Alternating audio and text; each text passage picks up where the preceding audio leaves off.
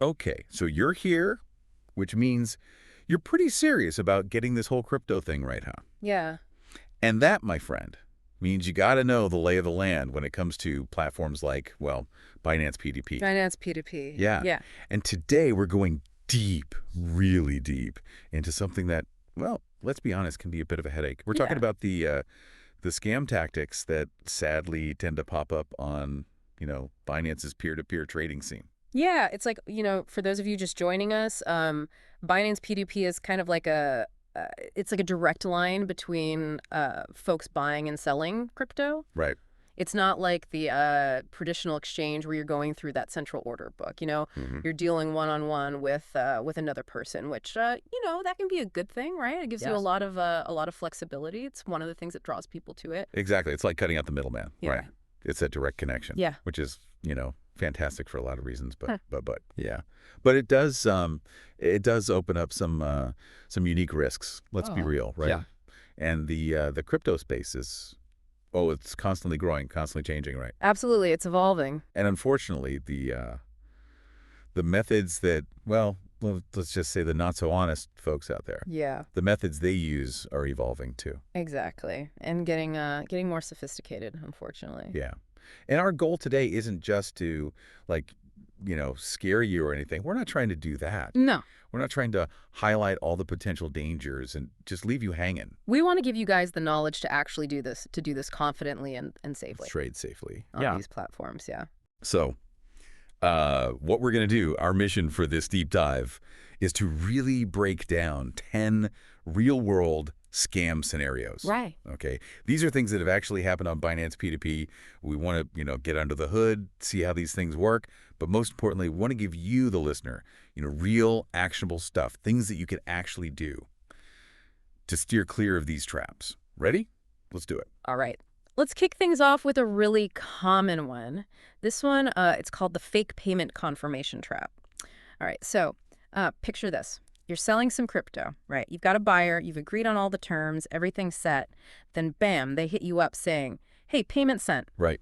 And they might even, to really sell it, they might even send you a screenshot, right? Something that looks super legit, like a notification from their banking app or whatever. Right. The whole 9 yards. Oh, yeah, make it look official. Yeah, exactly. And then they start, kind of nudging you. Hey, so when you're releasing the crypto. But here's the thing, the catch, right? That money, it never actually shows up in your account. Or that proof they sent you, it's completely fake. Oh, wow. Yeah. And what's really interesting about this tactic is how it kind of plays on our natural tendency to trust what we see. Like a visual confirmation. Exactly. We see a receipt, a notification, whatever, and our brains are just kind of wired to go, okay, that's proof, we're good. And these scammers, they know this. They're playing the psychology game. Yeah, they're good at it. They use all sorts of tools to create these like super convincing fake transaction records. Really? So they're like doctoring these things up. Oh, absolutely. They might even mess with stuff in actual banking apps to make it seem like a transaction is pending. Like it's on its way but hasn't quite cleared yet. Oh, man, that's sneaky. It is. Yeah. Which is why, it all comes back to that old saying, right? Trust but verify. Yeah, that's a good one. So the absolute must-do here, and I mean absolute, no exceptions, is you have to confirm that the payment has actually landed in your bank account. In your bank account, not just like a screenshot. Or... No screenshots, no messages, no nothing. You go directly to your banking app, your website, whatever you use, and you check that balance. You look at the transaction history. Like with your own eyes. With your own eyes, yep. And it's worth pointing out, once that payment does show up, pay attention to the details, okay? Does the name on the payment match the buyer's name? Is the amount exactly what you agreed on? Any little discrepancy, even if it seems tiny, that's a red flag. It's like be your own detective a little bit. Exactly. You got to be a little suspicious, It's about layering those verifications, making sure everything lines up perfectly. Okay, so moving on. Let's talk about scam number 2. Mm-hmm. This one's called the underpayment scam. Oh, the underpayment scam. Yeah, this one's, it can be a little trickier to spot, which is what makes it, effective. So you've advertised a certain price for your crypto, right? A buyer comes along, says, yep, I'll take it, agrees to the price.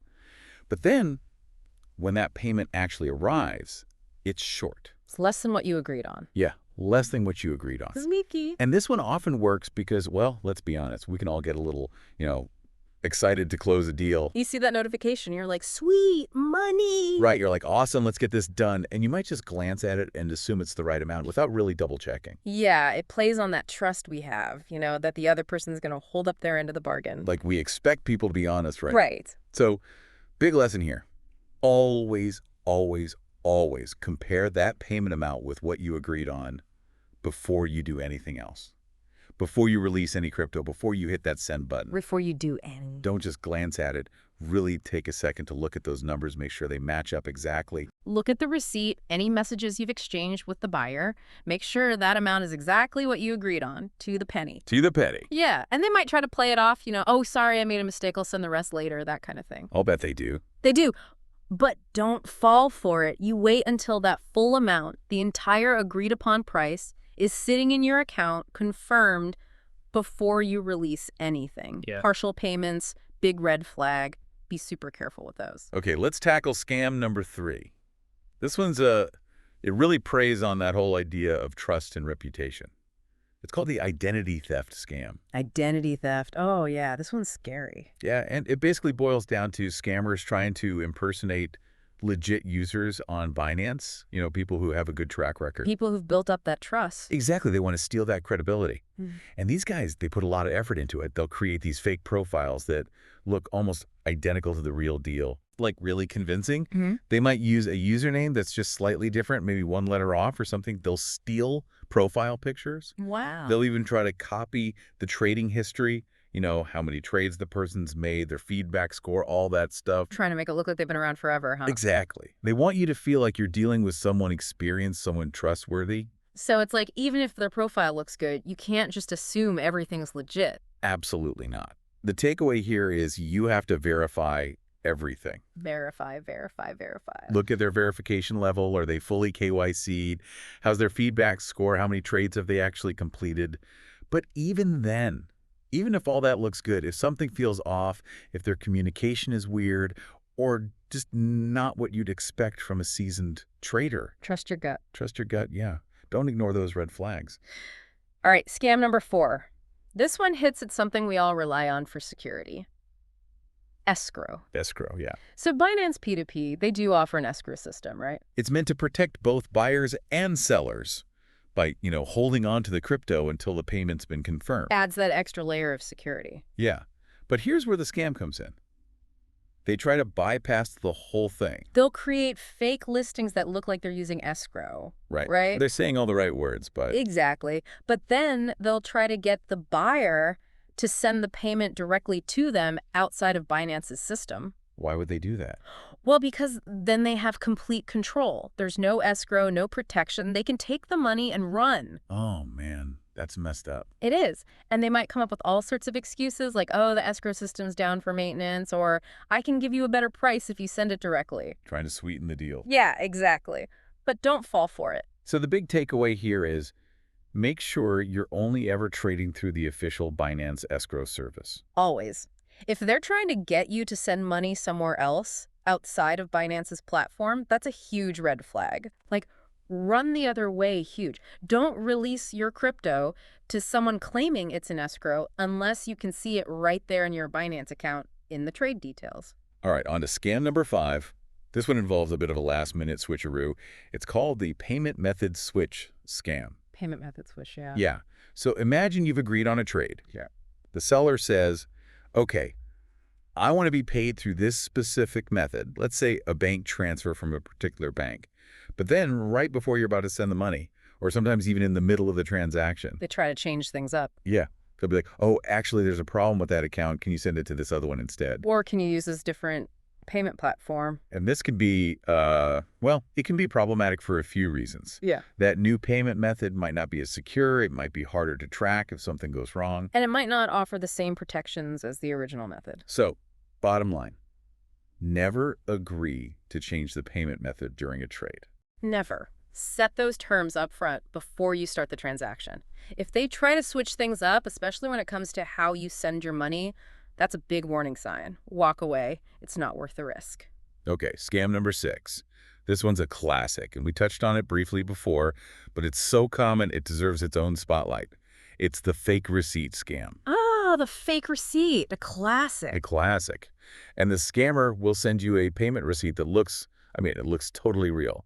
It's got all the logos, the transaction IDs, the timestamps, the amounts, everything. And these days, with all the image editing software out there, they can make these things look incredibly convincing. So convincing that you might not even question it. Right, and they'll often use that to pressure you, See, the payment's been sent, it's processing, just release the crypto now. Trying to rush you into making a decision. Exactly. But here's the thing. You always, always, always verify those receipts through official channels. Don't just take their word for it. Like go to your bank's website or app to check for yourself, right? Exactly. Check your bank account, check the payment service you're using, whatever it is. They all have ways to verify transactions. Don't release your crypto based on a picture alone. No matter how real it looks. No matter how real it looks. Okay, let's move on to scam number 7. This one plays on fear and that sense of urgency. It's called the false account freeze scam. Account freeze. Ooh, yeah, that sounds stressful. It is. Imagine you're in the middle of a trade, everything seems to be going smoothly, and then, bam, the seller contacts you, panicking.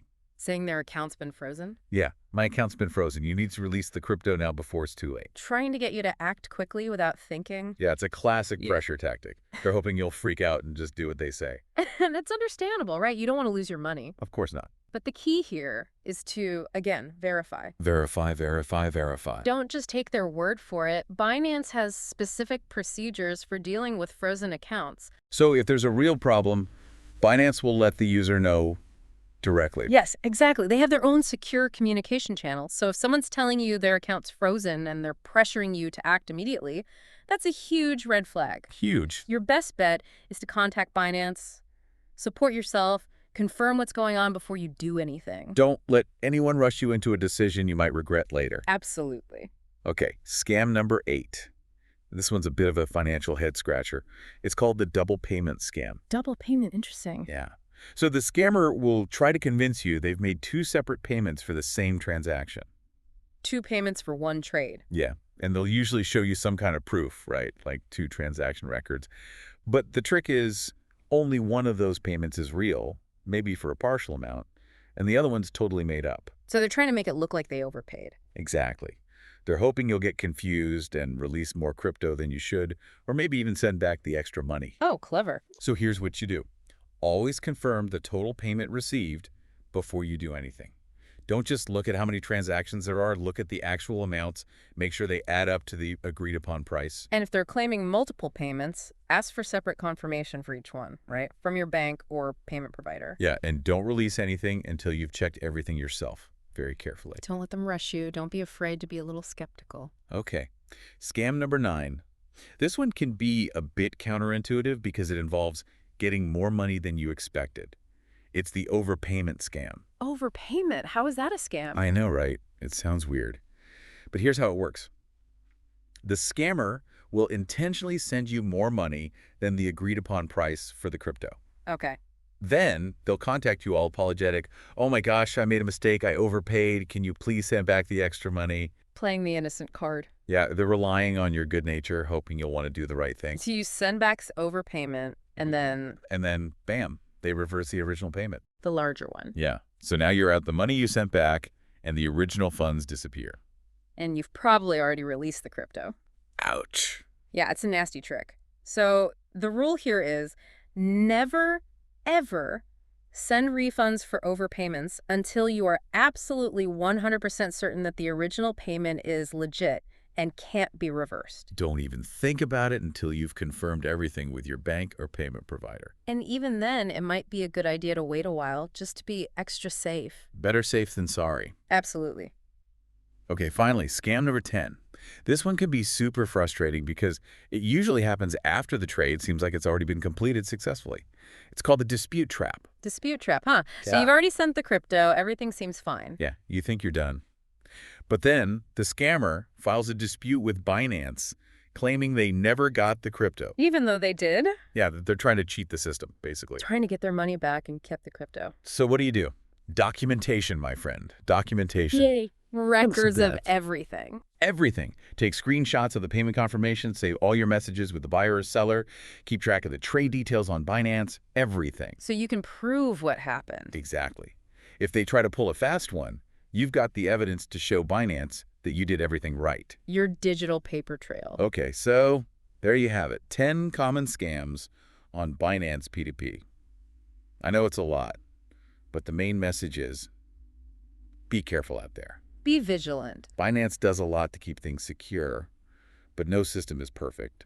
You have to be your own best protector. You got to educate yourself, stay aware, and always, always do your due diligence. Verify those payments, use escrow properly, and remember all the red flags we talked about today. And don't forget, trust your gut. If something feels off, if you're being pressured, if it seems too good to be true, It probably is. walk away. It's not worth risking your hard-earned crypto. Crypto trading can be exciting, but it definitely requires a cautious approach. A healthy dose of skepticism never hurts. So with all these scams out there, it makes you think, what other online interactions might not be as safe as we think they are? Maybe it's time we all started looking a little closer, being a little more critical. It's a good reminder that in this digital world, we all need to be a bit more vigilant. Absolutely. All right, folks, that's it for our deep dive today. Thanks for tuning in. Stay safe out there. Be smart, be safe.